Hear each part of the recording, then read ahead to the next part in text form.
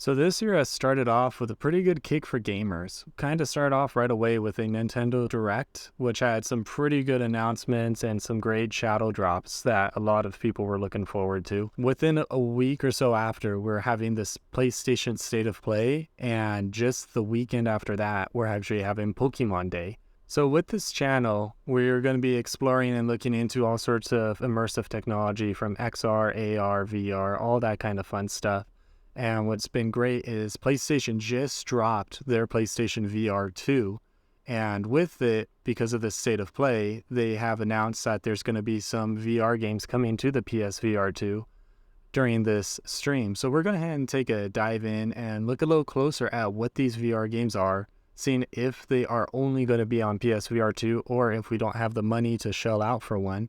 Where else can we actually play these games and have a similar experience? So right off the bat, we actually dive straight into the stream showing us a reel of the hottest games on the PSVR 2 already. Most of these you can actually find on other platforms if you want. The only real exclusives that have a lot of people talking about the PSVR 2 is Call of the Mountain, which is a Horizon exclusive to the PSVR. I haven't played any of the other Horizon games, so I'm not too hooked onto it, so to say, compared to many of these other VR games that are already out there. Although Gran Turismo is actually a PlayStation exclusive, there's still a myriad of other VR racing sims that you guys can hunt down on other platforms if you guys are trying to figure out if the PSVR 2 is something that's worth your time at this moment.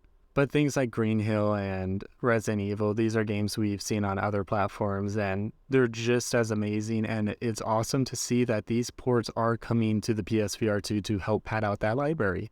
A lot of people can't just go and buy a big gaming PC and can't just set up a VR with everything that's required of it. By PlayStation providing this somewhat consumer level, entry level position and having these games easily accessible for those types of people, it's wonderful. And these are real great games that I don't want to shy away from just because I've played them somewhere else or you can get them somewhere else. But I do want to note it because some people who may have a decent enough PC, the barrier to entry is a lot lower, and you just kind of need that little bit of information that will help you tip over into the PC VR world or another platform that's not on the PlayStation specifically. So the Fogland is actually one of the first games we get to see in this lineup.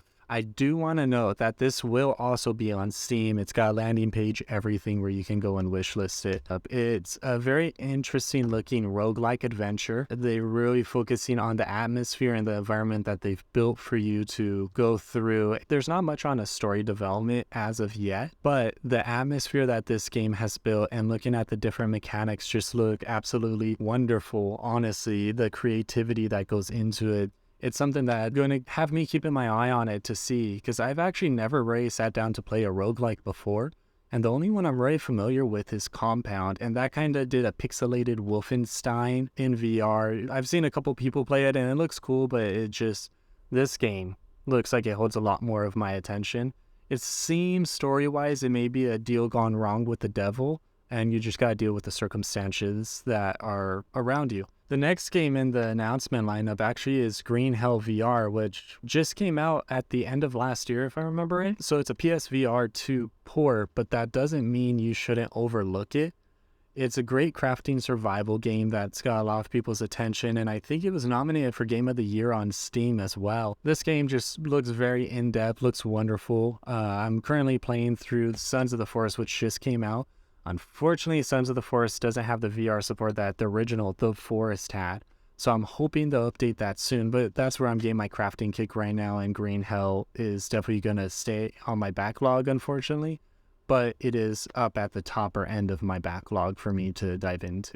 I do also want to note that with Green Hell, there is a flat screen version that you can get on at least Steam, possibly some other platforms. However, I do not see any confirmation that VR and non-VR players can play together like you can in like The Forest or Phasmo, where it doesn't have to be a pure dedicated VR thing. But I don't think it's possible due to the flat screen edition having a lot more content and DLCs that we have yet to be ported to the VR edition as of yet. The next game we actually get to see during the state of play is a game that's by the same people who made Fractured. It's a run and gun type VR adventure game that I never saw before. It just kind of fell through the cracks for me, but I went ahead and picked it up myself to give it a try because it looks like the best parts of Mirror's Edge just expanded upon. They also made Fruity Shooty, which was a fairly early VR game that caught a lot of people's attentions, but it is one that's definitely dated to the early VR market, with it being a on-the-rails type shooter kind of game, but very arcadey, very fun. They also actually made the Far Cry VR experience, which you can only play at selected VR environment centers. Some of the ones I was able to pull up were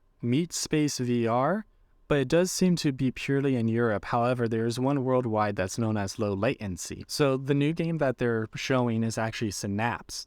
It really stood out for me because of the shooting mechanics and the type of telekinetic power that we can see that kind of gives it like a BioShock or a looped feel. And I can really see the VR world taking this and kind of developing it more and using that kind of technology for a Star Wars game where you're throwing things, where you're in a little more of an open world and really just allowing for that true immersion. So Journey to Foundation is the next game that they came up with, and it's caught my attention with how it looks like it's trying to be an RPG sci-fi game, which I would love something that's like this, that's very different than just a run and gun type of game, which is one that I keep kind of coming across right now in the VR market.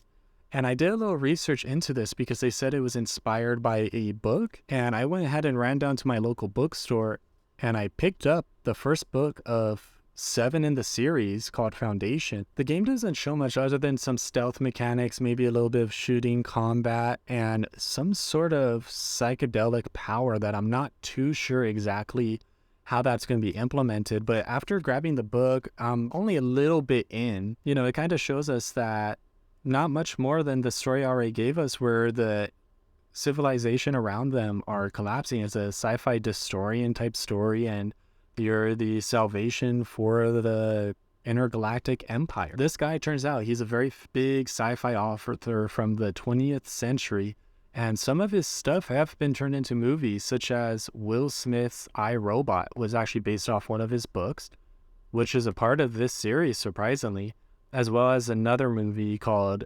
Bicentennial Man with Robin Williams. Now, those two movies are probably a little older ones you haven't thought of in any recent time. But hearing that this guy wrote those are all tied into this universe. So I'm very excited for that game, without a doubt, to see what they do and how they build upon this.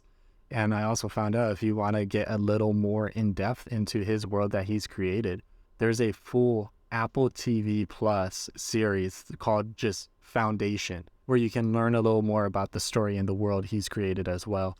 Now, to see where everything's going to fall in place, who knows? But what's great too, that game's coming everywhere. They're putting it on the Pico store, they're putting it on the Quest store, they're putting it on PlayStation. You can pretty much hunt down this game and it'll be easily available everywhere, which is great to see with something as big as this world that's all over media now. Now, in the state of play, they kind of show this last game as like their last official VR title, but secretly there's a little more. We'll get into those in a bit. This one is known as Before Your Eyes. It's an adorable little narrative storyline that you follow that is only on the PSVR 2 for the VR mode. Now, what I mean by that is you can buy it on Steam right now. It's already out. It's been out for a little bit. But you do need a webcam because they do have eye detection software in the game. So that way when you blink, it works and progresses the game, versus using the PSVR 2's eye sensors, which is very interesting to see how they are harnessing this technology and really showing and providing PlayStation that support with why you should get a PSVR 2 outside of other competitors out there. However, I believe it's up to you if you would really want to experience this game specifically in VR or not. I'm going to probably just stick with the PC version for now myself, rather than go and get a PSVR 2, but that's up to you. Some of you, this may be the tipping point that you need. The soundtrack sounds phenomenal. I'm definitely going to be picking it up myself. It gives very Outer Wilds kind of vibes to it. It seems like a very just sincere narrative, and I'm here for it. I'm here to see these kind of indies show up and really show that it doesn't need to be a run and gun. It doesn't need to be a AAA game. That VR can address any type of game. So from here, we sizzle through a couple other games. We see something about a new Destiny update, which looks amazing. Unfortunately, not VR, so I'm not going to go too deep into it. We see a couple other games like an MMO be announced, things of that nature. I'll do a quick little recap, like right here, the different games they discussed if you want to go and look into those yourself. They also discuss the new games coming to PlayStation specifically for their PlayStation Plus memberships in the different tiers. One of the new games looks really cool. It's launching day one on PlayStation, so I'm here for that. I have always enjoyed the PlayStation offerings, and to see them do day one releases such as Xbox has done for years, it's nice to see Sony catch up with that. So this next game, they kind of snuck in with everything as a small little indie game between the Baldur's Gate and the Naruto games. And this one, they actually announced that it will have VR support in it. This is called Humanity. They kind of tried to sneak past us as an official VR game because it is meant to be played as a flat screen, but it does have a VR option if you want to get into it. Now, this game kind of really caught my attention because it gives me like Mario Maker creativity and Lemmings vibe. So what that means is that this is guiding a group from point A to point B. You have different obstacles, things become more difficult, but it's also got a creator suite inside it to allow people to get very expansive with it. That means that the levels will be ever changing, that there's going to be a community behind this. And seeing that is something I love to see in indie games, is that they create a longevity for them, not just a one and done where people kind of forget about the game over the years. So hopefully this may make a good niche inside the streaming market where streamers can play chats created worlds and level. And I'm very interested to see how VR is going to take a part of that. Will you be the first person dog? Will you be looking down at it like a table or a cube and you're just guiding everything through that nature? I'm not sure, but we'll eventually find out soon enough. So that just about wraps the PlayStation State of Play and exactly what the different VR items that they showed off. Now, I'm not really going to talk too much on the Resident Evil 4 remake because we do have Resident Evil 4, the base game, as a VR mode on the MetaQuest itself. We've seen the Resident Evil 7 and Resident Evil 8 get the VR options for them. However, with 4, it'd be really cool to see them also do it with that, but we haven't seen them really do that with 3, 2, or 1 other than outside mods, which you could get. But it's great to see that PlayStation offered this platform to really show off these different indie VR games that aren't coming from AAA studios. And that's what the hard thing about the VR community is that so many indies are out there creating these wonderful little games that fall through the cracks more often than not. And that's not because people aren't looking for the VR games, but it's because it's hard when you're an indie developer trying to push some into the public's eye. So to see PlayStation offer this platform to allow for these different developers to showcase what they have to a lot larger of a mass, it's really great to see. So I'm very excited to see what the PSVR 2 has coming in the future as well. However, there isn't anything to convince me to pull the trigger on a PSVR 2. That being said, I already have a Quest and I have a great PC for PC gaming. So I'm already in that scenario. But if you're looking to get into VR, there is more than enough already out there. Plus with this announcement, that the PSVR 2 is going to be a very solid competitor for those that want to enter the VR market in general and kind of see what's going on with it. I know the price is a little high when you look at it being, $500 minimum for the PSVR 2, assuming you have the PS5 already as well. But if you already got a PS5 and you're looking for something else and you're torn between a full PC upgrade and the Quest headset, everything else, it's easier just to grab that PSVR 2's, plug it in and go. Unless you're right at the verge where all you really need to do is update a graphics card or maybe some more RAM. That's up to you to decide, and I hope this video kind of gave you some insight to show that not all games are really isolated to one platform. There's a couple here and there will be, as platforms keep arising and creating this type of competition.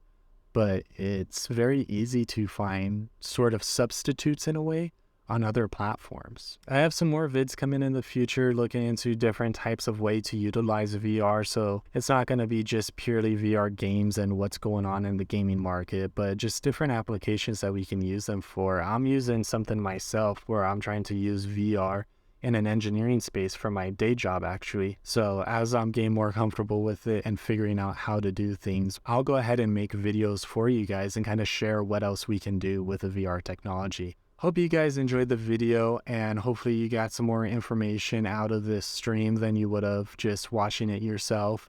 And you have a little more information on your buying decisions if you are going to pick up the PSVR 2 or not. Now, I know there's plenty of new games that are still coming out left and right. Do you guys have any indies you wish you saw on this direct instead? Are there games that you're excited for that you want to see on other platforms because they are isolated to one right now? Share your comments below, and I will see you guys around for the next video.